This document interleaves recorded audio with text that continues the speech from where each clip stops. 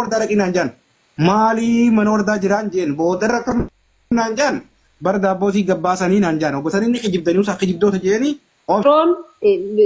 wajji turre suuditti wal beena maalitti wal beena intala inni fuudheetu biiftuun sun intala biyyattii yaati ishii hojii wal beena sababa isii walitti dhufna dhaggeeffadhu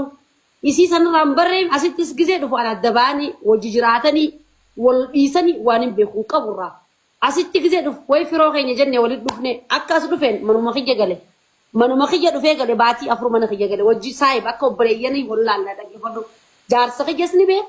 anas na beek wajji mana keessa gala kilaasii takka kanneenee fi ummaan tiyallee ni jirti dhaggeeffadhu amma gaa silkii maa hun qabu ture firoon saamsingii takka qaba ani silkii sanan biratti silkii laman qaba saamsingii takkaa fi aayifooniin qaba aayifoon kana hin qabu inni nakkanni naan jaa gisee hunda viidiyoo waraabaa biraankiin dalagaa viidiyoon dalagaa nakkanni jeetiin gisee hunda ittiin kanna silkii tana firootti itti fayyadamee idiit itti godhatee ittiin tolfatee feesbuukas ittiin seenee tiktook isaatis na bira ture wanni hundi yuutuubnillee ittiin fayyadamee gadhiisaa ture jechuudha. Anamma silkii tana akka nama amanetti ittiin kannaami ammaan tana waan kan amma quban qaban firoo kan addaan eefanni diradhatti jaaffee fuudhee kutee mana kiyyarraa yoo ragummallee taate osoo mana kiyya galuutiti jaaffee mana kiyyaa fuudhee kuteen jaaffee yuutuuba ni beektaani. Jaaffee ta'uu ni beeku. Jaaffee tu fuudhee kara dirreedhaa kuteen mana kiyyarraa jaaffee mana kiyyas dhufee jechuudha. Sanbooda irratti achumaan achi hatti hafee anis addunyaa biraa keessa jira wal quban qabnu. Miciyyoon amma natti dawwaltetuun immoo mana kiyyatti naatutu gisee isiisu dubbisee daataa erguu tureef miciyyoo tana.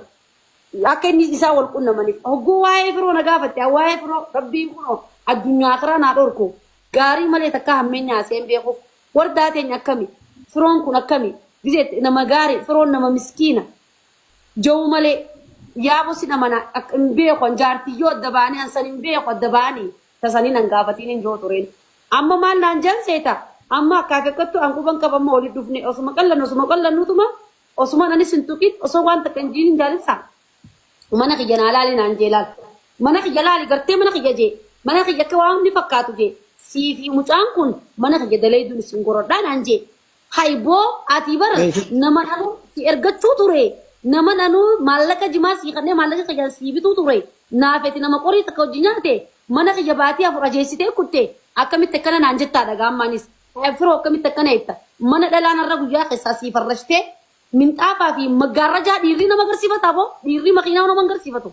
hay boo dhiirri makiinaa hamar oofeetu nama agarsiifatu nagarsiifattaa giseen joon anuma dawwalta gaayisiin amma gaaganan dubbadhe naan jette viidiyoo amma dura gadhiifame sanillee firoo sirraa ergatee viidiyoo biraatillee mana keessatti ati yaanii ifkuma hin qabne hedduu mana keessatti deddeemtee maal jettu hedduun nu harka jira sagaleen irraa waraabee dhaggeeffadhu laa boo namni akkamitti akkana walii jaa namni dila kana natti dubatan isaan dhaggeeffadhu dila kana natti hinaafan isaan maaliin sun jaammame adda fagoo jedha akka ta'e kibitu hunduu gurgurateen jiraatan hunduu gurguratee jiraatan warra yooni information ta'e waan kan kee hunduu wasiin baasin viidiyooti dhageesseetti chibbaasittiin sii dabarsaa dhaabbadhu akkasii dhagaamutti ilmaan haadha saxeenyii sinnaa miti mana kiyya baatii afur galtee miskiinummaa yoo gaarummaa yoo kana nama goote boo jaalibsaa rabbii suume sodaadhu wajji nyaachuu yoo tana nama goote firoon lakkaa viidiyoo kiyya hay wajji nyaachuun tana qabdi wajji nyaatanii dhuguun mana kiyya jaaffeen quba qaba mana kiyya galuu ture firoon nama hundaa quba qaba haga namni adaamaa kun muuluun obboleessa kiyya jeetiin jalaan deeman boo hay silkii tiyya silkii aayifoon kiyyaan fayyadamuu ture firoon sanbooda fuudhee silkii isiin ergiteef aayifoon 14 isiin ergiteef sanbooda naaf inni haaddaan baan sammalellee viidiyoo narraa fuudheetiif bira bulti silkiin isa bira bulti ammaan sanillee quban qabula isumaattu jedha dhaggeeffadhu waan isiin jettu laa maal faada waa'ee dhaggeeffadhu Jumaan haadharraa seeraan isin gaafadha dhagee kunoo jaalibsaa dhaggeeffadha Oromoo wajji nyaachuun tana qabdi dhaggeeffadha maaliin isin jaammame adda fagoo jedha akka ta'e kibitu hunduu gurguratee jiraatan warra yooni information ta'e waan kan kee hunduu wasiin baasin viidiyooti ani tala namaatiin sinadha namatti hin beekne fi ni waa'ee kan keeti ayyee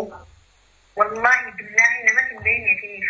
Maal faadha waa'een kiyyame? Akka sakeessi viidiyoo akka sakeessi viidiyoo qullaa biyya biran qabu. Laa dhageesse? Firoo taate kabajaan namoota akka nama. Firoo yoo taate baga naa ergeette akka keetitti viidiyoo firoo hay barboo wajji nyaachuun tana qabdi. Hay firoon gaa viidiyoo Okay, ati lakkoofsa firoo warda bilbila firoo ni qabdaati. An bilbila isaa kan roofulleetti dawwaleetiin na jalaa dalaguuti de bilbili isaa naa dalaguuti de laata. Ameerikaan jira itti ayi. Ameerikaa sanirraa gaafa isiin dhuftu ni eega gaafoo gaafa isiin dhuftu qaa. Gaafa kam dhuftiree dhiiroo naa gaafa dure. Hai firoo deemee obboleessa kiyya mana kiyya galee mana kiyyaa nyaatee mana kiyyaa dhugee waan walii godhan namni illee naasoo wajji nyaannee wajji dhuunee nama diigaluu ture dhaggeeffadhu ol keetumoo obboleessa kiyya. Hala ol naqi ijoollee jira jirtu mucaa sanillee yaami ijoolleen jira jirtu guututti ijoollee roof hojii turre takka takka tuqa wardaa naan jee mana kiyya gar taa'uu manaan jee boo hayi dhiirte akkamiin mana kana ruumii nama agarsiifatti boo inni mana gartaa siin jechi gisee siin jechuusan jaartiin isaa keessa jirti jawwaal keessa jiranii. Jaartiin isaa tiktok jala jirti nu laaluu jirti nuti tiktok irraa asoo jirra. Jaartii san booda miira akka tiktok irratti akkas naan jeetiin oguu boonjeen kaal.